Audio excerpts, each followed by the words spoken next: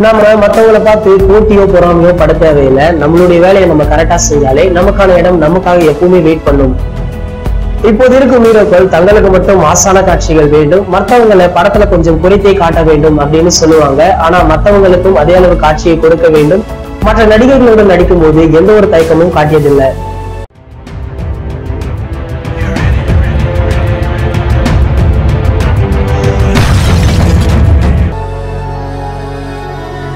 Every week இனிமே தலைப்போட வரும் ஷோவை நாங்க அப்லோட் பண்ணிடுவோம். Don't miss it.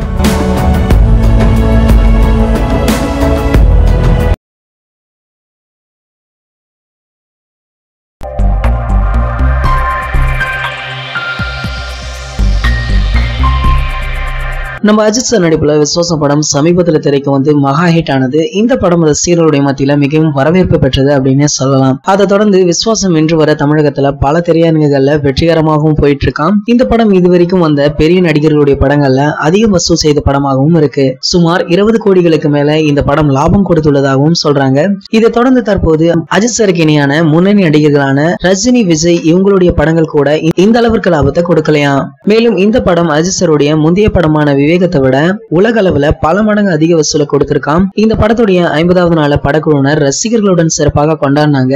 அதை தொடர்ந்து இன்னும் சில தினங்கள்ல இந்த படத்துடைய 75வது நாள் கொண்டாட்டம் வேற வரப்போகுது. அதையும் நல்ல விதமாக கொண்டாட தல ரசிகர்கள் பல பிளான்களையும் போட்டு வச்சிருக்காங்களாம். அதே போல இந்த படத்துடைய தாக்கமே இன்னும் குறையல. ஆனா அதற்குள்ள அஜித் சாருடைய அடுத்த படமான நேர்கொண்ட பார்வை அஜித் சாருடைய பிறந்தநாள் ஸ்பெஷலாக ரிலீஸ் ஆக போகிறதாம். இந்த படத்தின் படப்பிடிப்பு ஹைதராபாத்ல உள்ள ராமோஜிராவ் பிலிம் சிட்டில படு வேகமாக போயிட்டு இருக்கு.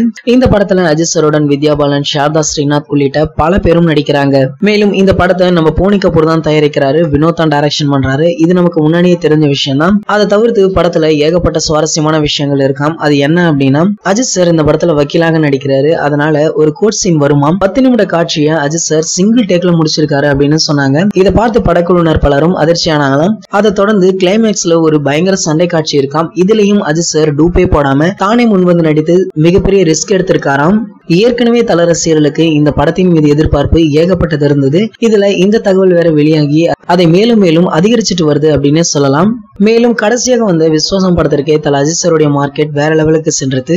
இந்த நிலையில இந்த நேர்கொண்ட பார்வை படமும் மிகப்பெரிய வெற்றி அடைந்தா கண்டிப்பா அஜித் சாரை யாராலையுமே அசைக்க முடியாது அப்படின்னு சொல்லலாம். இந்த தகவல்கள் பற்றிய உங்களுடைய கருத்துக்களை கீழே உள்ள கமெண்ட் செக்ஷன்ல எங்க கூட ஷேர் பண்ணிக்கோங்க. இந்த வீடியோ பிடிச்சிருந்தா லைக் பண்ணுங்க, ஷேர் பண்ணுங்க. இது போன்ற பல சினிமா செய்திகளுக்கு நம்ம சேனலை சப்ஸ்கிரைப் பண்ணுங்க. மேலும் அப்டேட்டை மிஸ் பண்ணாம பார்க்க பக்கத்துல உள்ள பெல் ஐகானை கிளிக் பண்ணுங்க. இந்த 2 வீடியோவை நீங்க மிஸ் பண்ணிருந்தீங்கன்னா கிளிக் பண்ணி பாருங்க.